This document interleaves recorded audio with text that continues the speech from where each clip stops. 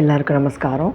இன்றைக்கி நம்ம 27 நட்சத்திரங்களுக்கான அதிர்ஷ்ட தெய்வ வழிபாடு அப்படிங்கிற பகுதியில் உத்திரம் நட்சத்திரத்தை பற்றின விஷயங்களை பார்க்கலாம்.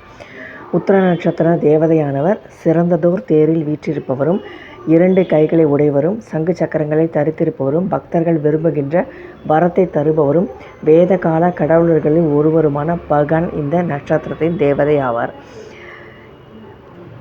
செல்வத்திற்கு அதிபதியும், திருமாலின் திருமார்பை அலங்கரிப்பவரும், திருமகள் என்ற பெயர் கொண்டவரும், கடல் அரசனின் புத்திரியும், திருப்பார்கடலை கடைந்த போது உதித்தவளுமான மகாலட்சுமி இந்த நட்சத்திரத்தில் அவதரித்தவர்.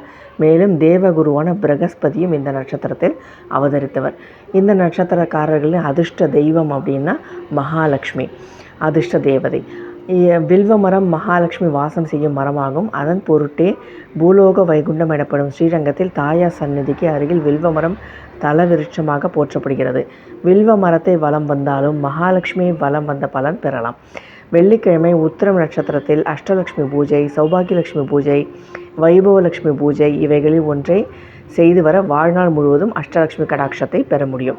அதாவது இந்த உத்திர நட்சத்திரக்காரர்கள் வெள்ளிக்கிழமைகளில், அதாவது மாதம் வர உத்திர நட்சத்திரத்தில் அஷ்டலட்சுமி பூஜை அல்லது சௌபாகியலட்சுமி பூஜை, வைபவலட்சுமி பூஜை, இந்த மாதிரி பூஜைகள், லக்ஷ்மி பூஜைகள் செஞ்சால் ரொம்ப நல்லது.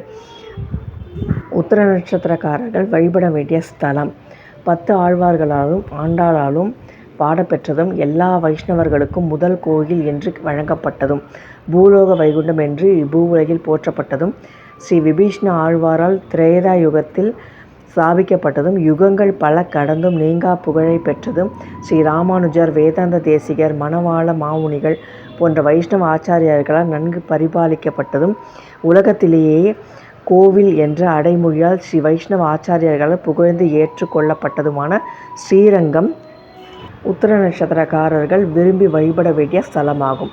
வேறு எந்த கோவிலுமே இல்லாதபடி இந்த கோவிலில் தான் ஸ்ரீதேவி, பூதேவி, ஸ்ரீ ரங்கநாச்சியார் என்ற 3 நாச்சியார்கள் ஒரே கர்ப்பகிரகத்தில் காட்சி தருகிறார்கள்.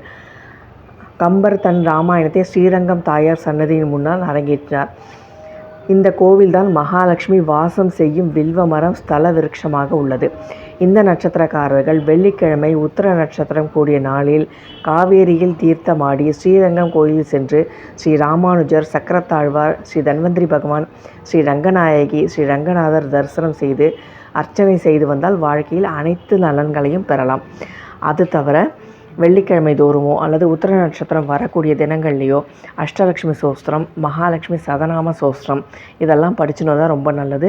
தினசரியே விளக்கில் மகாலட்சுமி ஆவாகனம் பண்ணி மகாலட்சுமி அஷ்டோத்திரத்தை அர்ச்சனையாக பண்ணினா இந்த நட்சத்திரக்காரர்கள் சிறந்த பலன்களை அவர்களுடைய வாழ்நாள் முழுவதும் பெறலாம். இதுதான் உத்திர நட்சத்திரத்துக்கு கொடுத்துருக்கக்கூடிய விஷயங்கள். இதை தவறாமல் பயன்படுத்தி பார்த்துட்டு நல்ல மாற்றங்கள் ஏற்பட்டதுன்னா கண்டிப்பாக எனக்கு கமெண்ட்ஸில் சொல்லுங்கள். இன்றைக்கி இந்த தகவல் உங்களுக்கு பயனுள்ளதாக இருக்கும்னு நினைக்கிறேன். இதே மாதிரி இன்னொரு நல்ல பதிவில் உங்களை தான் சந்திக்கிறேன். லோகா சமஸ்தா சுகினோ பவந்து. ததாஸ்து.